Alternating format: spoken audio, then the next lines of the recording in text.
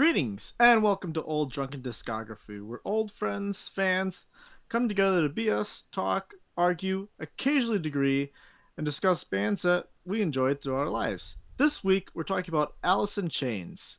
With me is Tim That's me. and our wonderful host, Jason. Aye, aye, Captain. And Alice in Chains was his pick. We are currently on their fourth studio album, Black Gives Way to Blue, which notice a different change in the band here.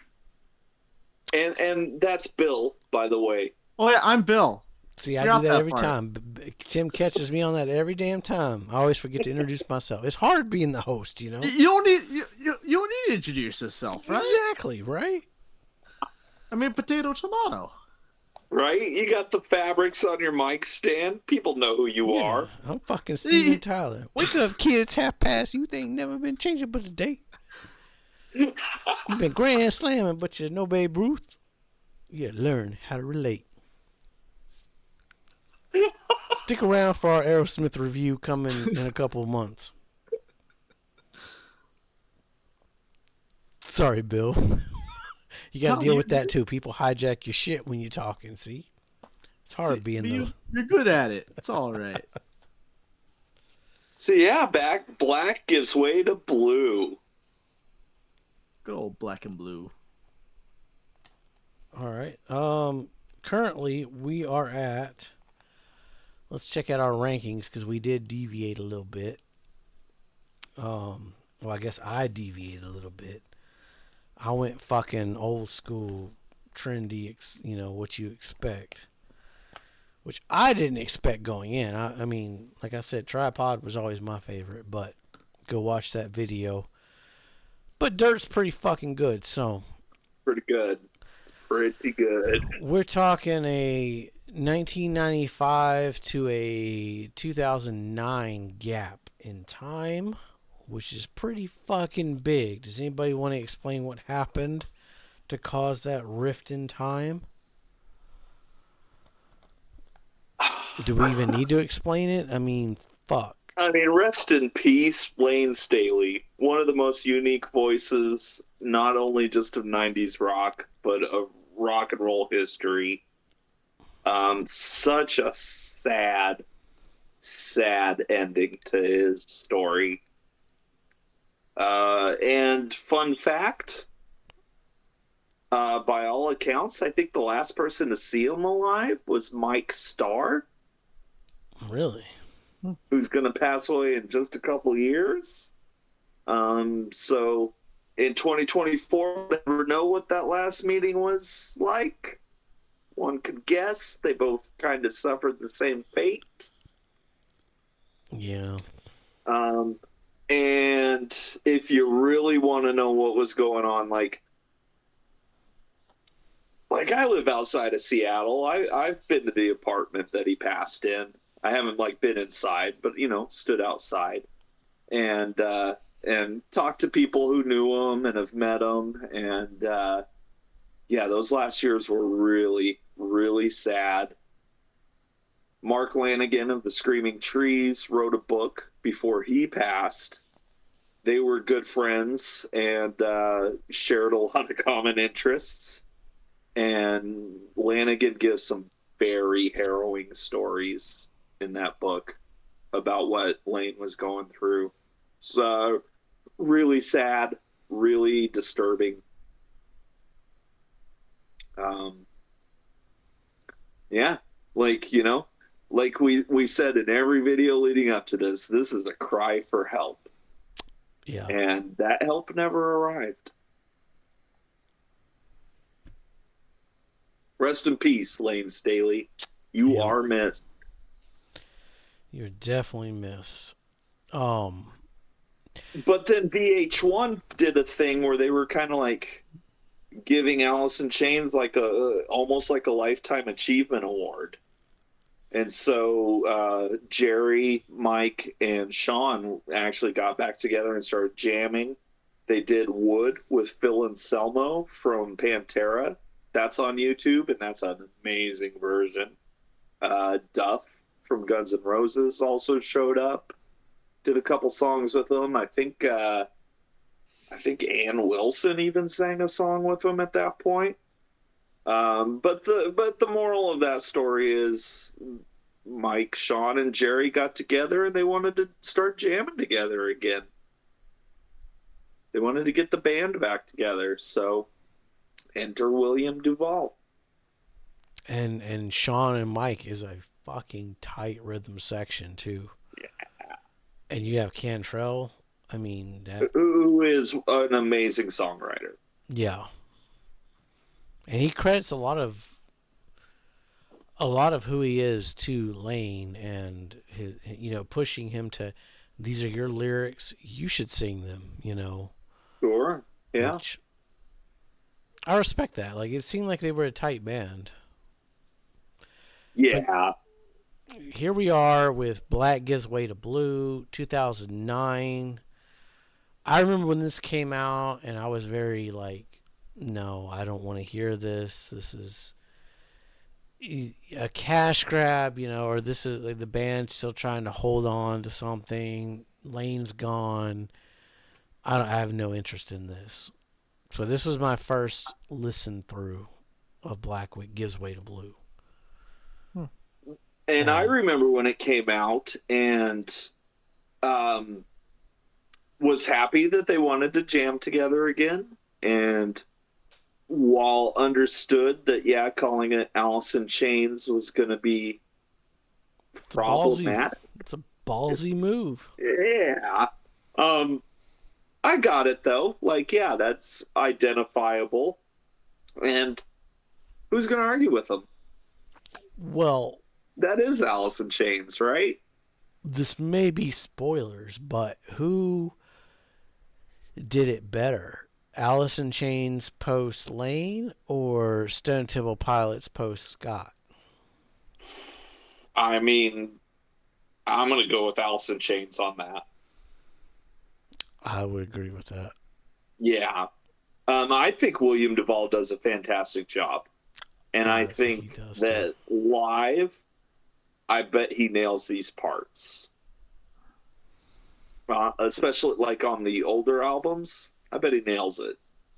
And him and Jerry do have a very interesting vocal harmonizing connection that, like, I mean, obviously, like, when I think of Alice in Chains, that's the first thing I think of is Jerry and Layne harmonizing.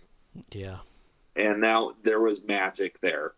And William's not quite Layne, but very few people would be. And I think for the position he's been put in, I think he's doing a fantastic job. Well, do you wanna start us off with Black Gives Way to Blue, or? I mean, I can. I did listen to it when it came out, and it was there. It was okay. Listening back to it now for this discography, I kind of feel the same way. Like, technically, is it good? Yeah, absolutely. Like, technically, there's all kinds of great stuff on here. And does Duvall, like, do a serviceable job? Absolutely.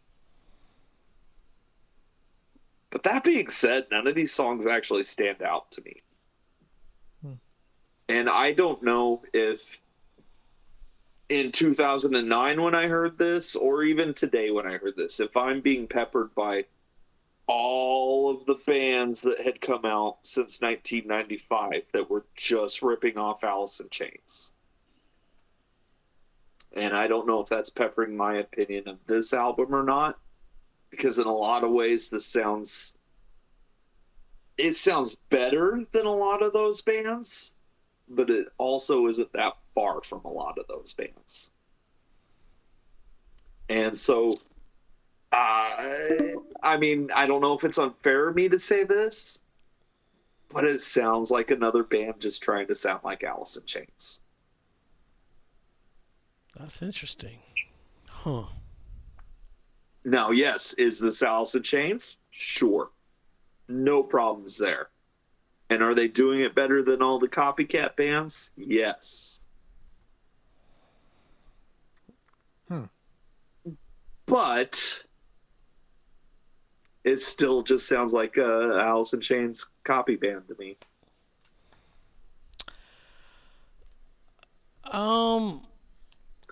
And I mean, and I could almost like appendix that with it sounds like a Jerry solo album to me. Yeah. And I like his Yeah. solo albums.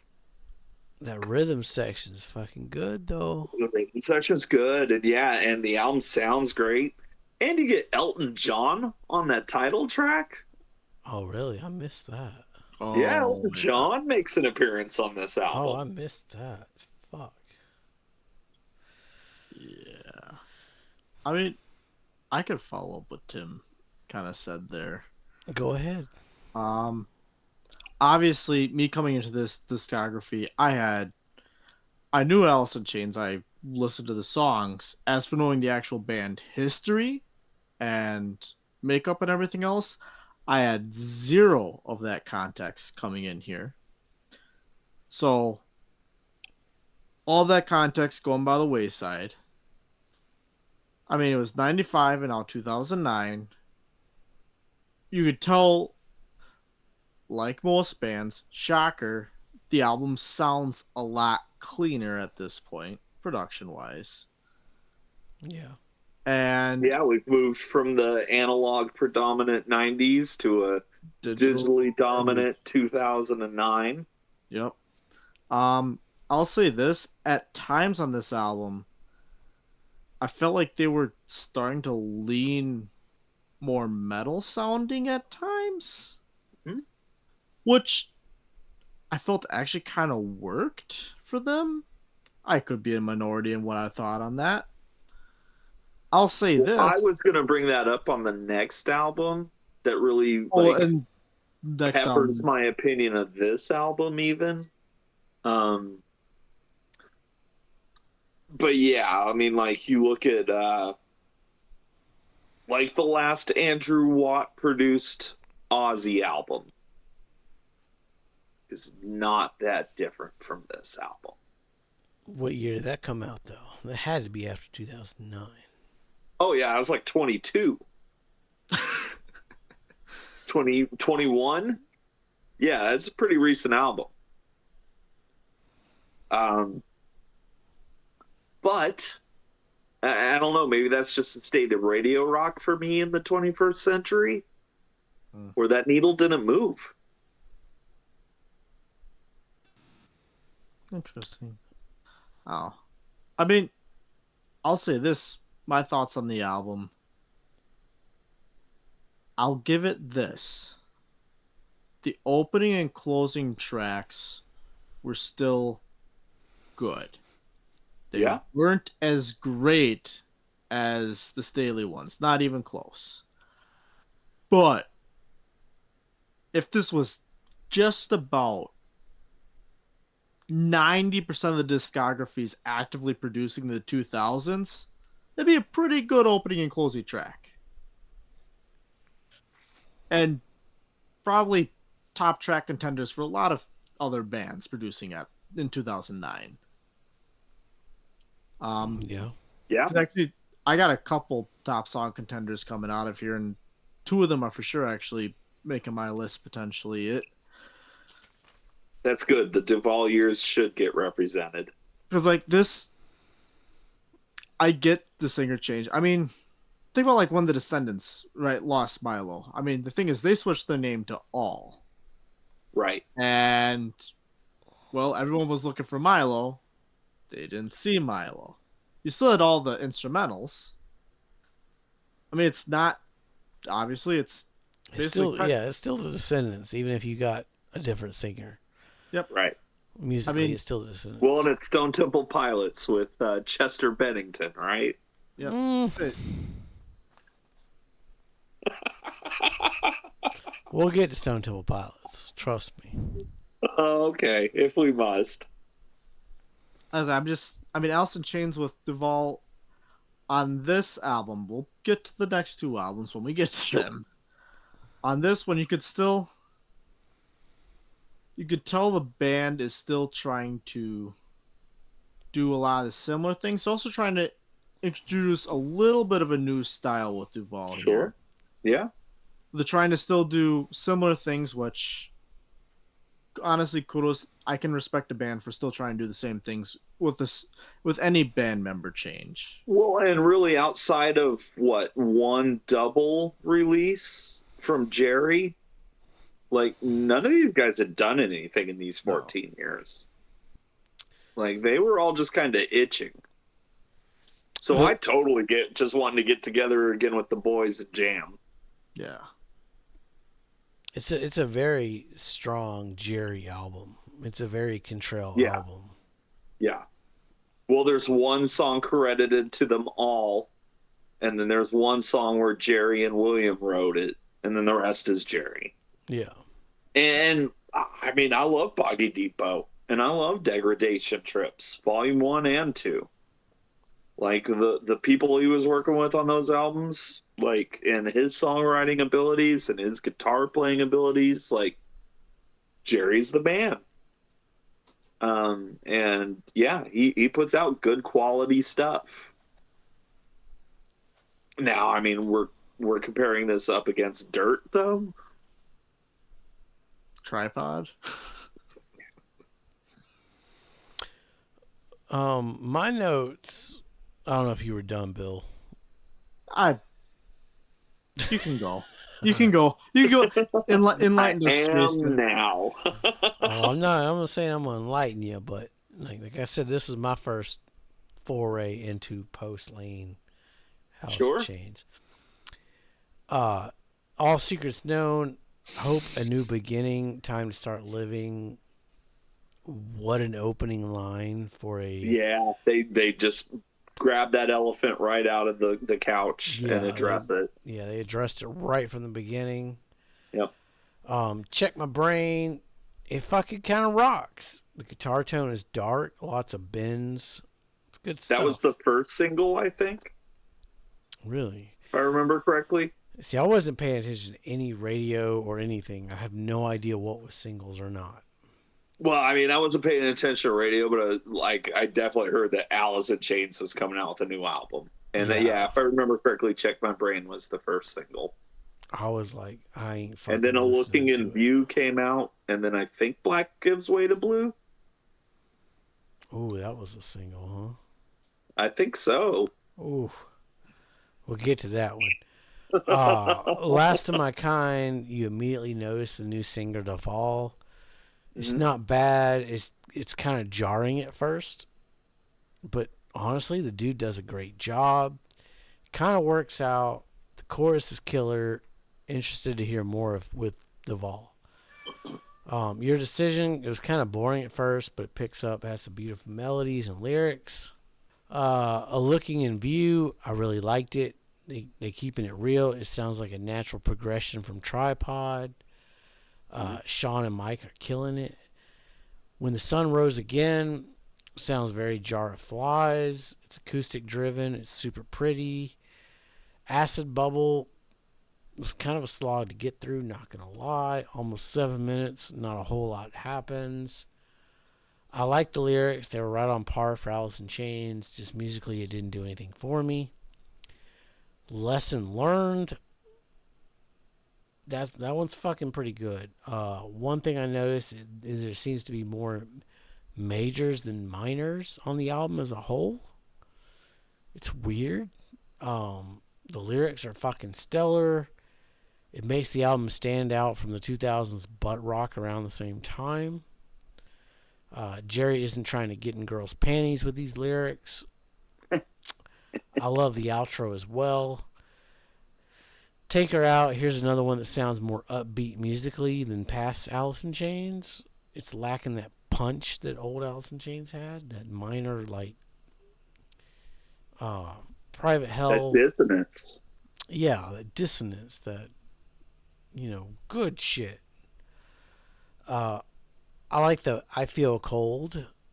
Another pretty one of the sad undertones. Like, Private Hell was good. Black Gives Way to Blue. What a fucking closing track. It's haunting. It's beautiful. The piano, those lyrics, imitations are pale. Lay down, black gives way to blue. Lay down, I'll remember you. I did listen to the piano mix on Spotify as well, and it's even fucking, it's better. Like, Hmm. I don't know. This was it was a very like strong, almost like a goodbye record to the old.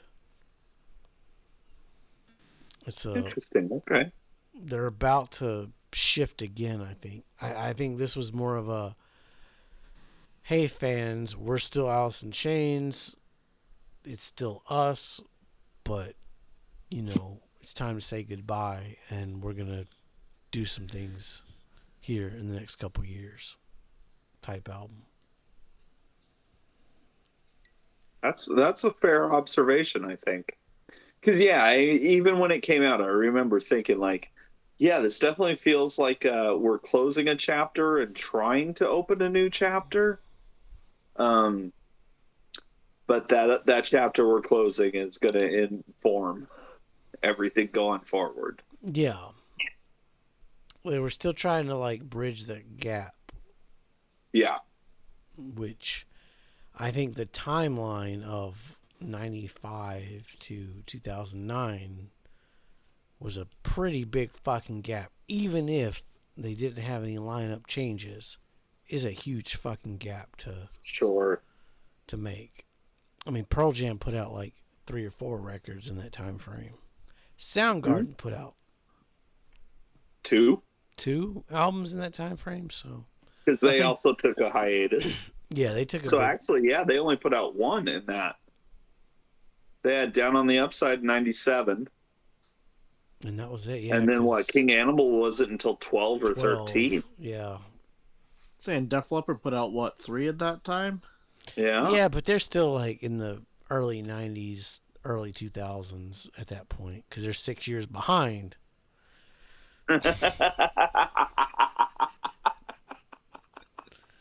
That's true too. Yeah, it definitely is not it's not a cash grab. It's not chasing any trends. I think this was a very, I mean, even the album art, the album It does. It title. feels like it's getting the band back together. And yeah, we know there's some history here that we got to address, but we're going to try to move this forward. Yeah.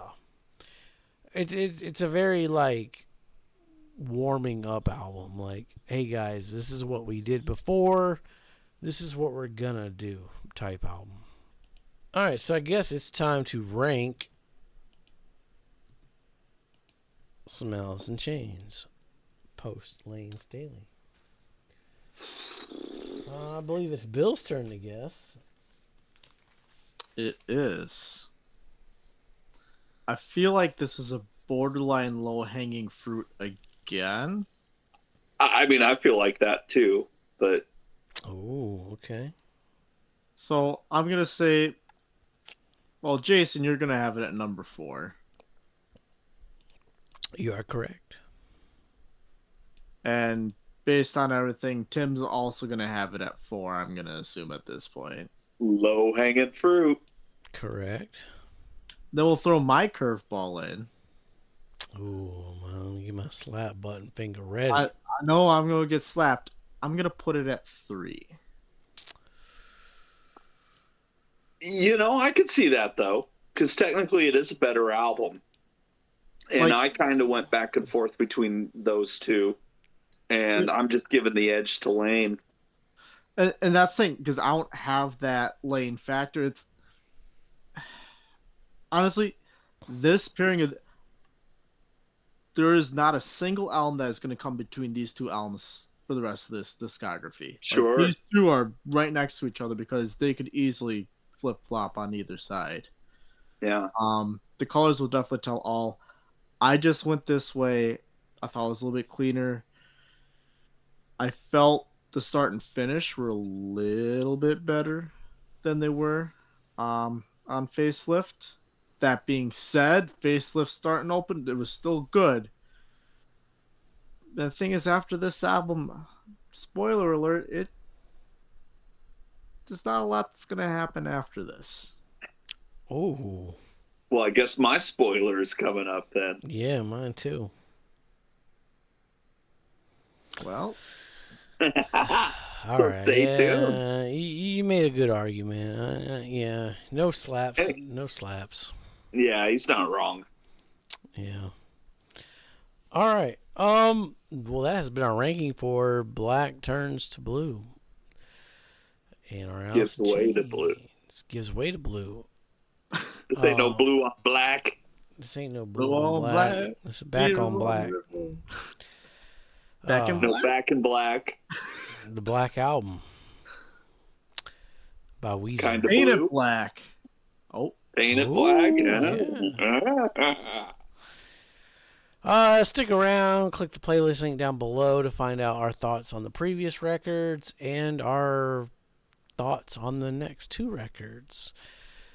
If you like this content, like, subscribe. We're here every day, every night, getting drunk. Come get drunk with us. If you're interested in doing Red Pearl Hot Jam Chili with us, Peppers. well, Pearl Melvin. Jam. We're looking for a Pearl Jam fan out there to come join us. We're also looking for Red Hot Chili Peppers fan, or if you hate the Red Hot Chili Peppers, it don't Fans fucking and matter. foes. We want everybody for Fans that one. and foes, we're throwing down on the Chili Peppers. Look forward to that in the summertime. With that, be safe, make good decisions.